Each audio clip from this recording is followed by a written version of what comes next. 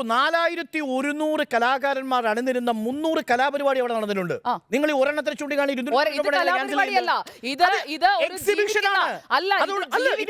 ജനവിഭാഗത്തെ അപമാനിക്കലാണ്. അത് നടത്തിയ സംഘാടകരോട് ഒരു ചോദ്യം. ബിജെപിയുടെ ആദിവാസി വിഭാഗത്തിന്റെ പേരെന്താ? ബിജെപിയുടെ ആദിവാസി വിഭാഗം എന്ന് പറയുന്ന ഒരു ആദിവാസി വിഭാഗമില്ല.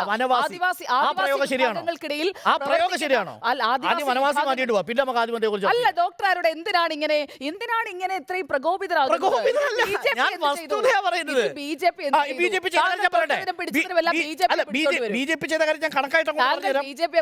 ഞാൻ പ്രകോപിതയാകില്ല. ഞാൻ അതിന്റെയൊക്കെ മുകളിൽ നിന്നാണ് സംസാരിക്കുന്നത്. ഞാൻ വിഷയത്തെ അതിന്റെ ലാർജർ പെർസ്പെക്ടീവിലാണ് നോക്കിക്കാണുന്നത്. താങ്കൾ